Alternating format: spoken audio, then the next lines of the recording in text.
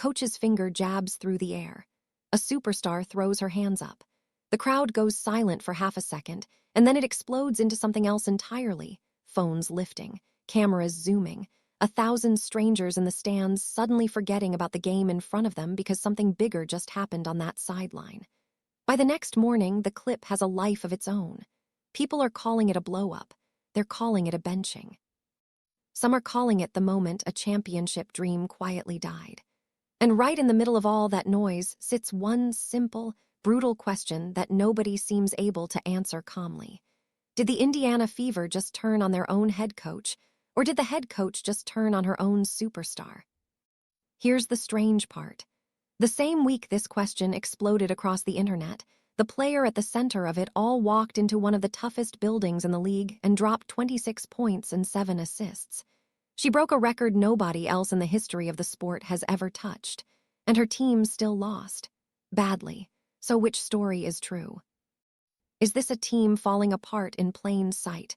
Or is it something else, something messier, something more human, something that got twisted into a headline because headlines need villains and heroes, and real life rarely hands them out so neatly? Stick with this one, because the answer isn't what either side of the internet wants you to believe. And to understand how we got here, you have to go back to the start of the season, back before any of this drama existed, back when everybody in Indiana was certain this was going to be the year everything finally clicked. Let's set the stage. Caitlin Clark arrived in the WNBA in 2024 as the most hyped rookie the league had ever seen. Every arena she walked into sold out. Television ratings shattered records that had stood for decades. She wasn't just a good player, she was a phenomenon, the kind of athlete who turns casual sports fans into obsessive ones overnight. But hype is a strange gift. It comes with a weight attached, and that weight landed squarely on the shoulders of whoever was unlucky enough, or lucky enough, depending on how you look at it, to be her head coach. The first coach to carry that weight was Christy Sides. She got the Fever to a winning record and their first playoff trip in nearly a decade, and it still wasn't enough to save her job. That alone tells you something about the pressure cooker this franchise had become. Win wasn't winning anymore. Win had to look like destiny. Enter Stephanie White. If you know basketball, you know White isn't some unproven name plucked from nowhere. She played in this league. She coached in this league for years, first with the Indiana Fever back when they reached the WNBA Finals in 2015, then later with the Connecticut Sun, where she built winning team after winning team, reaching the playoffs every single season she was in charge. When the Fever brought her back home in late 2024, it felt like a reunion built for a storybook ending. A coach who already knew how to win in Indiana, paired with the most electric young talent the sport had ever produced. And for a while, the story actually wrote itself the way everyone hoped. In White's first season back, the Fever made a surprising, gritty run all the way to the semifinals, and they did it without Clark for a stretch of the playoffs after she went down with an injury. Think about that for a second. A team built around its franchise superstar found a way to fight deep into the postseason even when that superstar couldn't be on the floor. That's not luck. That's coaching. That's culture. People around the league started saying maybe Stephanie White was exactly what this team needed. Someone steady enough to handle the brightest spotlight in women's basketball without blinking. So when the 2026 season tipped off, expectations weren't just high, they were sky high. A healthy Clark, a semi-final tested coach, a roster with real talent around her, Aaliyah Boston in the post, Kelsey Mitchell lighting it up from deep, Sophie Cunningham bringing energy off the bench. On paper, this looked like a team built to finally break through. Fans circled the calendar. Pundits picked them as title contenders. The narrative heading into opening night was simple. This is the year it all comes together. The season opened on May 9th against the Dallas Wings, and the vibes were good. Clark looked sharp, the offense hummed, and for the first stretch of games, the story being told about the Fever was exactly the one everybody expected, a dangerous, high-scoring team finding its rhythm. Clark was putting up career-best scoring numbers. The offense as a whole was lighting up scoreboards, eventually becoming one of the highest-scoring units in the entire league. Everything seemed to be tracking toward that storybook season. But basketball has a way of humbling even the teams that look unstoppable on paper, and the cracks that would later explode into a full-blown controversy were already quietly forming. Because while the offense was electric, the defense was a different story entirely. Night after night, the Fever were giving up points almost as fast as they were scoring them. They were near the bottom of the entire league in points allowed. And teams around the WNBA, smart, scouting-obsessed coaching staffs, started to notice something specific. They noticed that if you put the ball in Caitlin Clark's hands defensively, one-on-one, isolated, away from help, she would struggle. So they started doing it on purpose. Game after game, more and more. It became a league-wide pattern, the kind of exploitable weakness that opposing coordinators love to find and love to hammer. That's the backdrop. A team scoring at a historic pace, but bleeding points on the other end. A superstar carrying an enormous offensive burden while increasingly becoming a target for opposing offenses to attack. And a head coach standing in the middle of it all, trying to figure out how to manage minutes, manage matchups, and manage the most scrutinized player in the sport. All while every single decision she made was going to be picked apart by millions of people who had opinions, whether they understood the game or not. That pressure cooker finally cracked wide open on a Saturday night in late May, in a city that had no business being part of this story at all. Picture it, Portland, Oregon.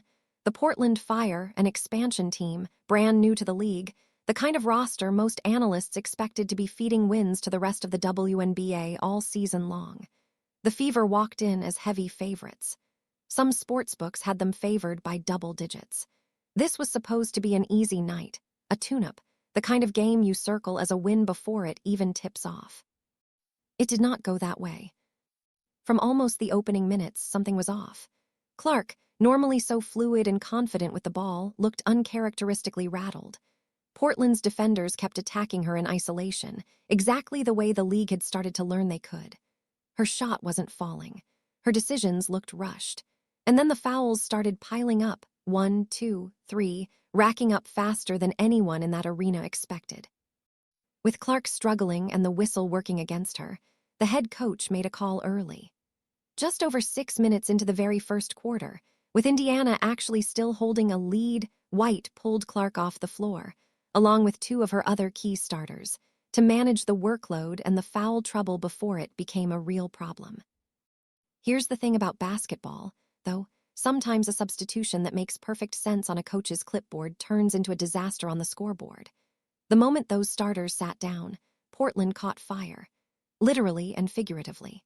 The Fire went on a run that buried the Fever before the first quarter had even finished, turning a close game into a blowout in a matter of minutes. By the time the first quarter ended, Portland had built a lead that Indiana would never recover from. The rest of the night just got worse. Portland's offense kept rolling. Indiana's defense kept cracking.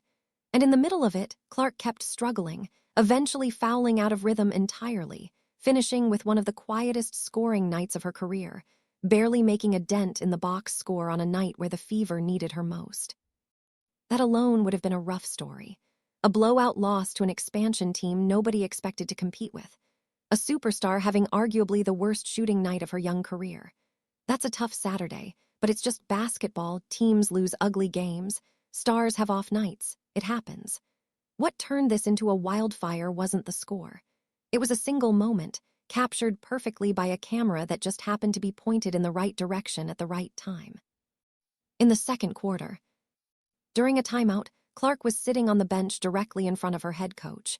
White was addressing the team, and as she spoke, her hand came up, finger extended, pointing, jabbing in the air directly toward Clark, her voice clearly carrying an edge to it. Clark's reaction was immediate. She threw her hands up.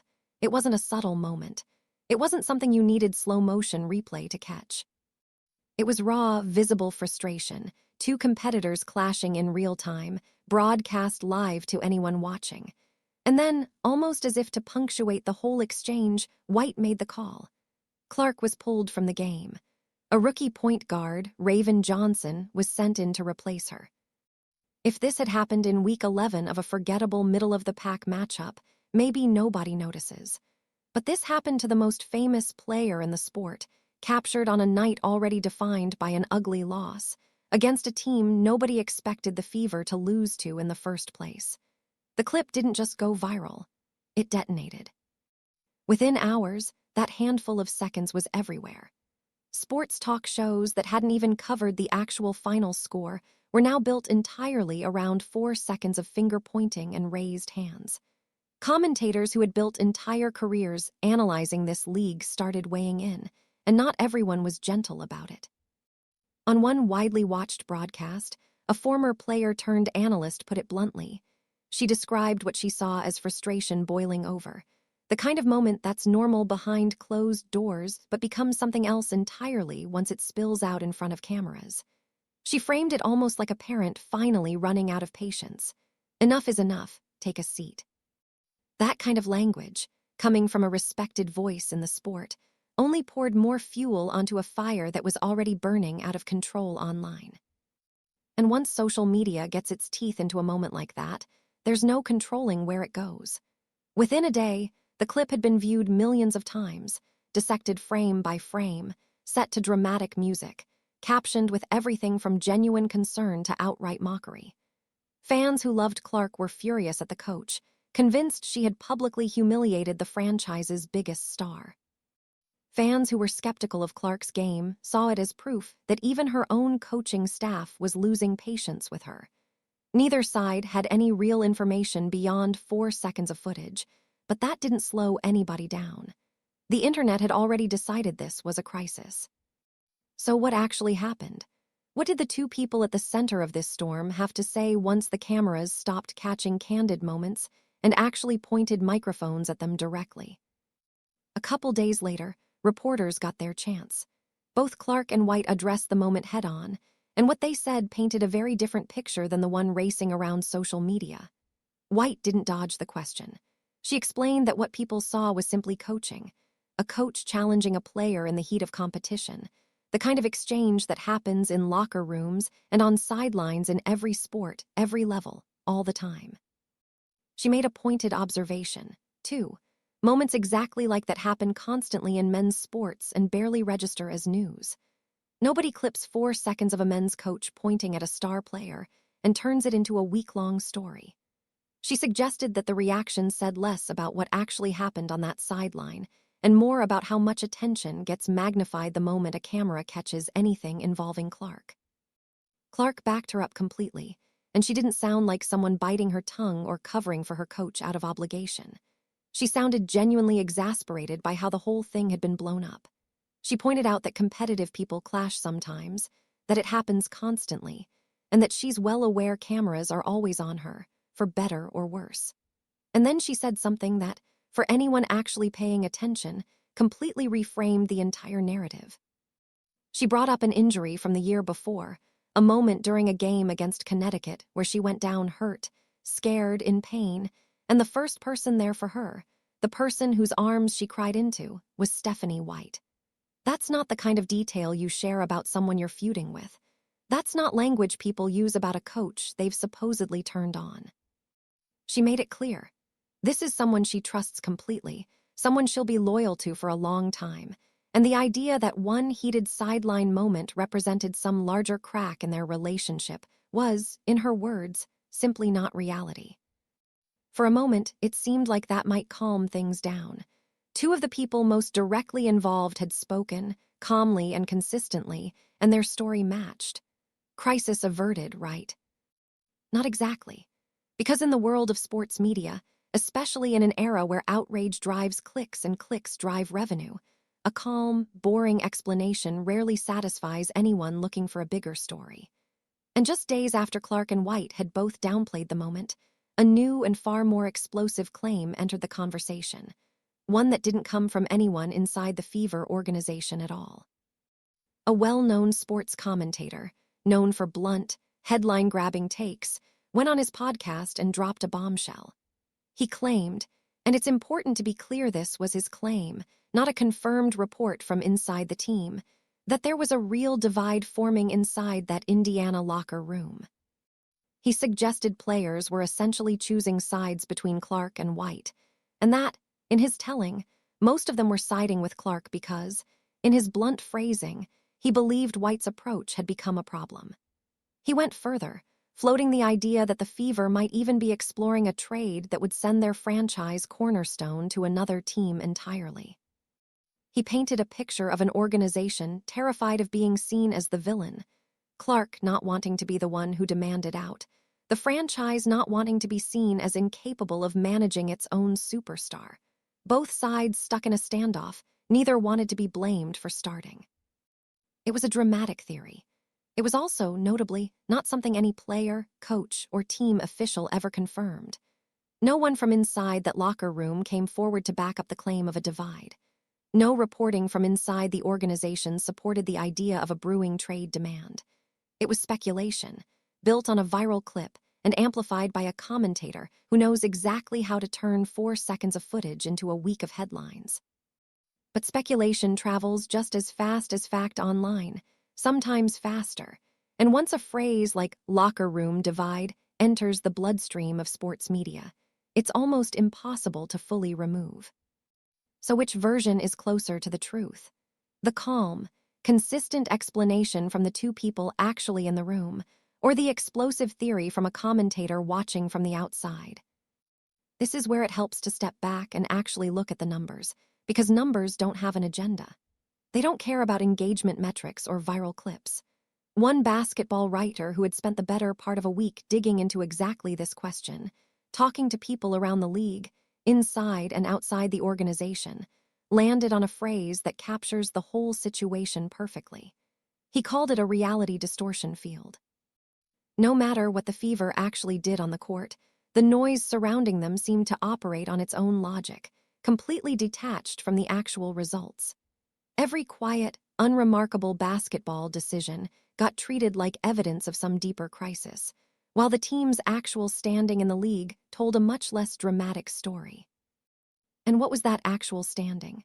At the point this controversy was peaking, the Fever sat right around the middle of the pack, not the disaster their harshest critics were describing, but also not yet the championship juggernaut their preseason hype had promised. A team with a positive point differential, playing like a roughly average squad by several advanced metrics, which, to be fair, was a letdown compared to the lofty expectations everyone walked in with.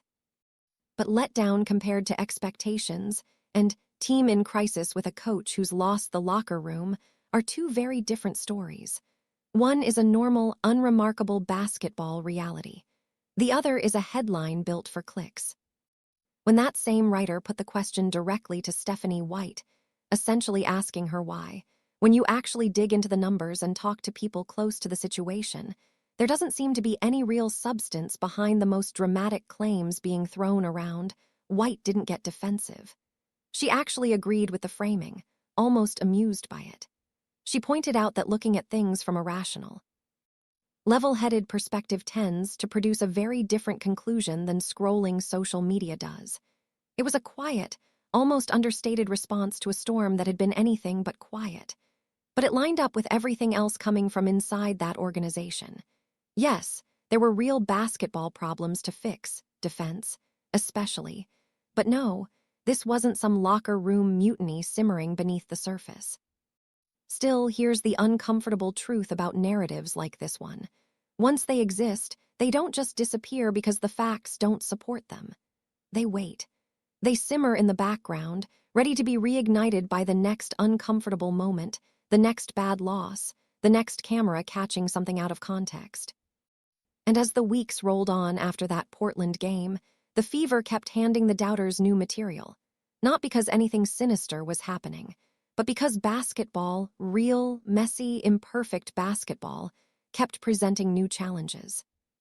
Defensive issues that had been building all season didn't magically resolve themselves. If anything, they got more pronounced. Opposing teams had clearly done their scouting homework, and the tactic of isolating Clark defensively, putting the ball directly in front of her one-on-one and daring her to stop it, kept showing up game after game. At one stretch, she found herself defending more isolation possessions over a 4-game span than any player in the league had faced in years. That's not a coincidence. That's a league full of smart coaches identifying a weakness and exploiting it relentlessly, the same way defenses in any sport hunt for the player they think they can attack.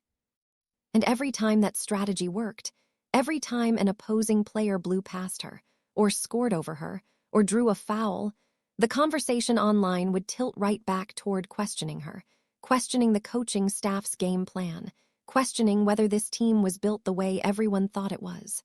The noise never fully went away. It just waited for its next opportunity.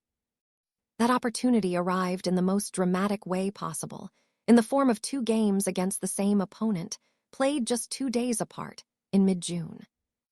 The Fever were riding a streak of momentum heading in. They'd actually won 4 games in a row, looking every bit like the dangerous team everyone expected back in preseason.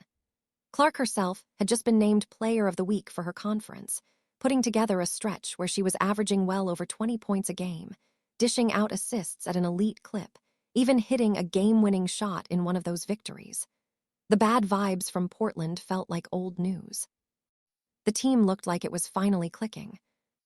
Then Atlanta came to town. Before we get into how that streak ended, it's worth understanding just how hot Clark had been heating up in the days leading into this series, because it makes everything that followed land so much harder. Over a stretch of 3 straight games right before facing Atlanta, she had been nothing short of dominant, averaging better than 25 points a game, dishing out close to 7 assists a night, hitting a buzzer-beating game winner on the road against Washington, tying a franchise record for 30-point double-doubles in a single season, and setting a brand-new WNBA record for the most games in a season with 30 or more points and 10 or more assists. She was climbing the franchise's all-time three-point list. She was, statistically, playing some of the best basketball of her entire career. And yet, in a strange twist that tells you everything about how scrutinized this team had become, she was sitting only 5th in fan voting for the league's all-star game, behind even her own teammate, Aaliyah Boston, even while outperforming nearly everyone ahead of her on the floor. It was one more small, strange data point in a season full of them. The numbers said one thing, the public conversation said another. The Atlanta Dream weren't just any opponent.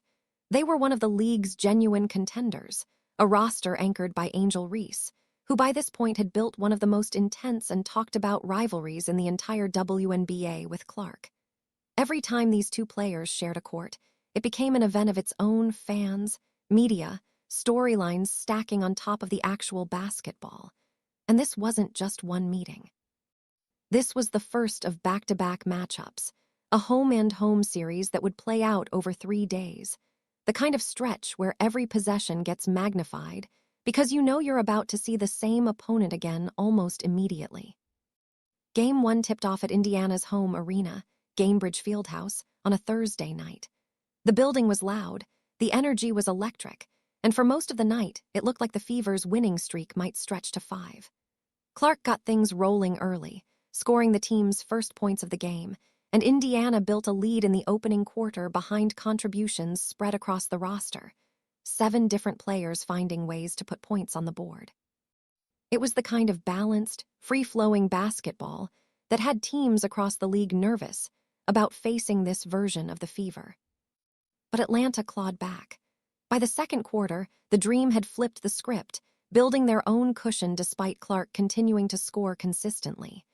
The game tightened into the kind of physical, tense battle you'd expect from 2 teams that genuinely didn't like losing to each other. Heading into the fourth quarter, Indiana trailed by 9, not insurmountable, but not comfortable either. And then came the moment that would reignite everything. With the Fever fighting to claw back into the game, Clark picked up her 5th foul. In basketball, that's a dangerous number, one more, and you're disqualified entirely, watching the rest of the game from the bench no matter how badly your team needs you. Faced with that risk, Stephanie White made the call to sit her star down, pulling her with a significant chunk of the fourth quarter still remaining. For a coach already living under a microscope because of one viral clip from weeks earlier, this was about as high-stakes a decision as you could make.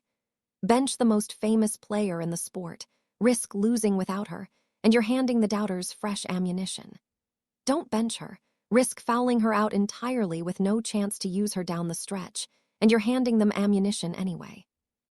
White chose to protect her star from disqualification, and then something happened that nobody fully expected.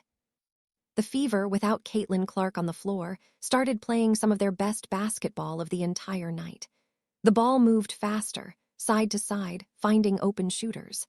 The defense, so often the team's biggest weakness all season, suddenly locked in getting stops, controlling the boards, frustrating Atlanta's attack. Indiana went on a run, clawing all the way back to tie the game. The building was roaring. It looked like maybe, somehow, the group on the floor without their franchise centerpiece was about to pull off something remarkable. When the moment came to bring Clark back in with a few minutes left, White made that call too. Her star was back on the floor for the stretch run, the kind of moment any superstar wants to be part of. But basketball can be cruel with its timing. Almost immediately after Clark checked back in, Atlanta found another gear. The Dream went on their own decisive run down the stretch, pulling away in the final minutes and closing the game out with a 7-point win. After the game, reporters naturally zeroed in on that fourth-quarter stretch, the Fever's best basketball of the night happening to coincide exactly with their best player sitting on the bench. It almost overshadowed everything else that happened in that game, which is a shame, because there was plenty else worth noticing. Aaliyah Boston had quietly put together another strong night in the post. Kelsey Mitchell had been on fire from deep, and in the process, she'd crossed a couple of milestones that would normally be the headline of any other night, passing a Hall of Fame caliber scorer on the league's all-time points list, and becoming just the second active player in league history to reach 700 career three-pointers made. Sophie Cunningham kept doing what she'd been doing all season, providing instant offense and energy off the bench whenever her number was called. It was, by almost any measure, a genuinely well-played, hard-fought basketball game between two good teams. But none of that was what people were talking about by the next morning. And White, to her credit, didn't dodge the foul trouble question or spin it into something it wasn't. She spoke honestly about what she'd seen, praising that group's defensive effort, their ball movement. The way they found higher-quality shots by simply moving the basketball more. It was an honest basketball answer from a coach analyzing what worked. But take an honest answer like that, strip away all the context, and drop it into a media ecosystem already primed to believe this team had problems with its own superstar, and you can probably guess what happened next. The headlines wrote themselves. Fever look better without Clark. Did White just admit the team doesn't need its franchise player? Out of context, those 4.5 minutes without Clark on the floor became the new centerpiece of the entire season-long narrative, proof, to anyone looking for it, that something deeper was wrong. Never mind that foul trouble forces every coach in basketball to make this exact same call, with every kind of player, every single season. Never mind that small sample sizes, one good stretch in one quarter of one game, rarely tell you anything meaningful about a whole season. The narrative had its next chapter, and it didn't need nuance to keep spreading. There was another moment from that same game worth knowing about, too, because it added even more fuel to an already smoldering fire. At one point, in a collision near the basket, Clark went down hard, stepping awkwardly on Angel Reese's foot during a contested play. It was a scary moment in real time, the kind where the whole arena holds its breath for a second, waiting to see if a player is going to get up. She did get up. She stayed in the game. But fans immediately flooded social media, many of them furious that no foul had been called on the play, accusing Reese of playing dirty, reigniting the long-simmering rivalry between the two stars all over again. It was one more storyline stacked on top of an already overflowing pile, one more reason for cameras and headlines to circle this matchup like it was about so much more than basketball. 2 days later, on a Saturday afternoon, the same two teams met again, this time in Atlanta, at State Farm Arena, in front of a sold-out crowd of over 17,000 fans. This wasn't even the Dream's regular home court. They normally play in a much smaller building, but the demand for this rematch, this rivalry, this storyline, was big enough to fill an NBA-sized arena instead. The energy in that building before tip-off was something else entirely. You had Caitlin Clark and Angel Reese, two of the biggest stars the sport has ever produced, walking out for the second time in 3 days with a real, simmering edge between them. You had Stephanie White, still carrying weeks of scrutiny on her shoulders, knowing that every single substitution she made was going to be analyzed under a microscope. You had a sold-out crowd buzzing with the kind of electricity that only comes from genuine must-see sports theater. Even basketball royalty showed up to watch. A legendary college coach was spotted courtside, soaking in the atmosphere along with NBA stars who'd come out just to witness it. The game started like a dream for Indiana. They came out scoring on basically every single possession, putting together one of the best opening quarters in franchise history, with Clark leading the charge, 13 points in that first quarter alone, attacking with confidence, knocking down shots, looking every bit like the player who'd torched the league just days earlier on her way to that Player of the Week honor. The Fever built an early lead. The doubters, for a moment, went quiet. But Atlanta is a deep, talented, well-coached team, and they responded the way contenders do. They clawed back into it through the second quarter, and even though Indiana managed to take a small lead into halftime, you could feel the game tightening with every possession. The kind of tension where you know, deep down, this one is going to come down to who blinks first in the fourth quarter. That blink came in the third quarter, and it came from Indiana. Atlanta turned up the pressure and simply overwhelmed the Fever over those 10 minutes, outscoring them significantly and flipping a tight game into a double-digit deficit by the time the final quarter began. From there, the dream never let go. They kept their foot on the gas, extending the margin further and further, eventually setting a franchise record for points scored in a single game on their way to a comfortable, emphatic win. It was a tough loss for Indiana, no question, but buried inside that loss were some genuinely remarkable individual numbers that, in a less noisy media environment, would have been the headline of the entire night. Clark finished with 26 points and 7 assists, shooting efficiently from the field and connecting on multiple three-pointers. That stat line wasn't just a good night. It made her, officially, the fastest player in the history of the entire league to reach 300 points and 100 assists to start a season. And she didn't just break that record. She broke her own previous record, set just 2 years earlier, doing it even faster this time around. On top of that, those 7 assists extended her own all-time WNBA record for consecutive games with at least 5 assists to 55 straight games, a streak so long it isn't even close to anyone else in league history. She also picked up her 10th 20-point game of the season, trailing only one other player in the entire league for that mark. On the other side of the court, Angel Reese was busy making her own piece of history. She grabbed 8 rebounds in that game, which pushed her past 1,000 career rebounds, and she reached that milestone faster than any player in the history of the WNBA, doing it in just her 79th career game. So in the same building, on the same afternoon, in a game that ended up being remembered mostly for Indiana's struggles, 2 of the most talented young stars in the sport were quietly rewriting the record books in completely different categories.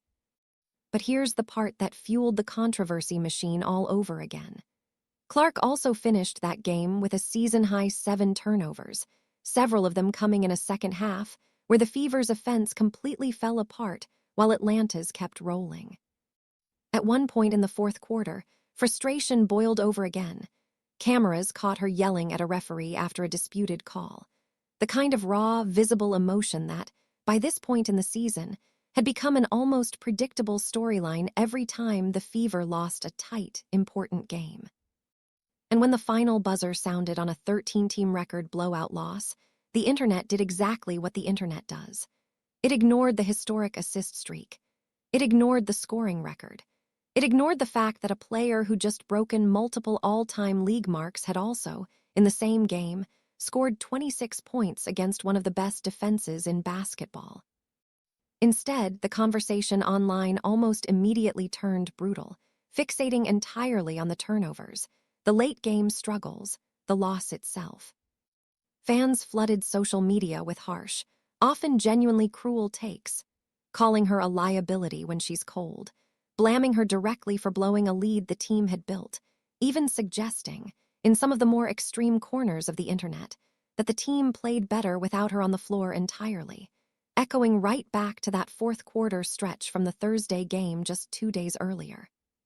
Some commentary went so far over the line that it stopped being basketball analysis altogether and turned into something uglier, something that had less to do with her play and more to do with how easy it's become, in this era of constant content and engagement chasing, to turn a young athlete into a punching bag the moment things go wrong. It's worth pausing here and actually putting these two stories side by side, because they couldn't be more different, and yet they happened in the exact same week, on the exact same court, surrounding the exact same player. Story 1. A player who, by historical, objective, statistically verified measures, was in the middle of one of the most remarkable individual stretches any guard had ever produced in this league, fastest ever to 300 points and 100 assists, an all-time record streak of 5-assist games, double-digit 20-point performances piling up at a rate matched by almost no one else in the sport. Story 2. A player whose own coach had supposedly soured on her, whose own teammates had supposedly chosen sides against her, whose own fanbase was now openly calling for the team to be better off without her. A narrative built almost entirely on a 4-second clip from a meaningless preseason-adjacent loss to an expansion team, amplified by a podcast claim nobody from inside the organization ever confirmed, and reinforced by people online who, by their own admission in plenty of those same posts, weren't watching the actual basketball closely enough to notice the historic numbers happening in front of them. So which story is real? Maybe the honest answer is that both of them are, in a way, just not in the way the loudest voices online wanted them to be. It's entirely possible for a coach and a superstar to genuinely care about each other, to have weathered real adversity together, to have shared a moment as intimate as crying in each other's arms after a scary injury, and also to clash, visibly, competitively, the way two intensely driven people sometimes do when the stakes are high and the cameras never stop rolling.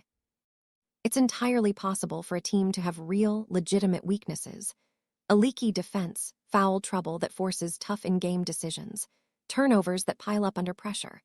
Without any of that meaning, the locker room has split into warring factions.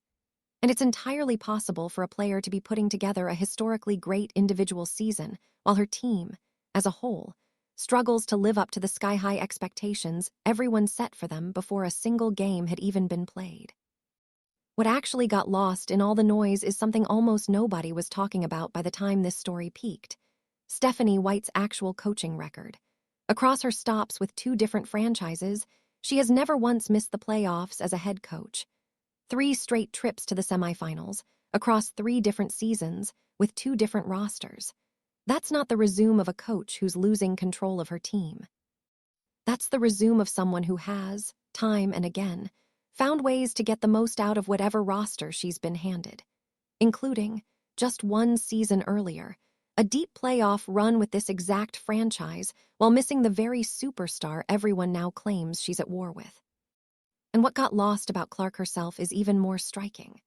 By the time that record-breaking, record-shattering game in Atlanta wrapped up, she was sitting at over 20 points a game for the season, over 8 assists a game, shooting efficiently, hitting clutch shots in big moments, and quietly assembling a stretch of basketball that historians of the sport will likely be talking about for years, completely independent of whatever drama was swirling around her week to week.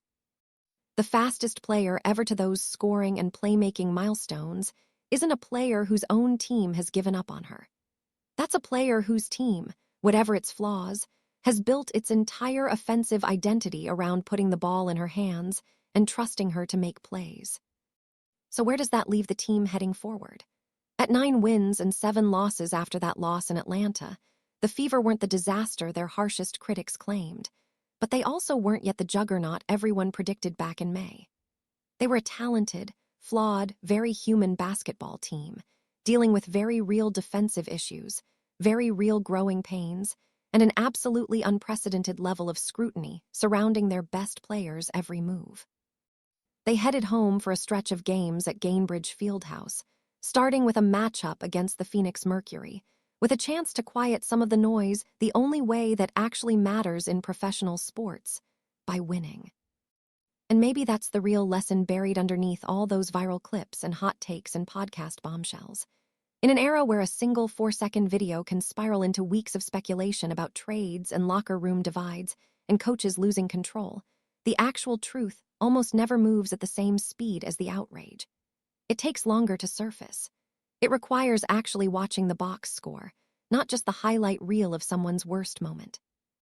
It requires remembering that two competitive, driven people having a heated exchange on a sideline is not, by itself, proof of a relationship falling apart. Sometimes it's just proof that both of them care enough to fight for the same thing. Did the Indiana Fever quit on Stephanie White? The evidence says no. What the evidence actually shows is a coach who's never missed the playoffs in her career, still pushing her stars to be better, still finding ways to scheme around a flawed roster, still earning genuine, repeated praise from the very player she supposedly turned against. Was Caitlin Clark shut down by her own coach? Not exactly, either. What really happened was foul trouble, the same unglamorous, unavoidable reality that forces every coach in basketball to make tough in-game decisions, magnified 1,000 times over because it happened to the most-watched athlete on the planet. And through all of it, she didn't fall apart. She broke records. She kept scoring. She kept finding her teammates. She kept doing exactly what made her the most must-watch player in the sport to begin with, even while half the internet was convinced her own team had stopped believing in her. Maybe the real story here isn't about a coach and a superstar at war. Maybe it's about how impossible it has become, in this hyper-connected, clip-driven, outrage-hungry sports media landscape, for two competitive people to simply have a hard moment without that moment becoming a referendum on their entire relationship. Maybe it's about how a single camera angle, a single second of raised hands, can outrun months of quiet, genuine trust built behind closed doors. And maybe, just maybe, the most remarkable part of this entire saga isn't the controversy at all.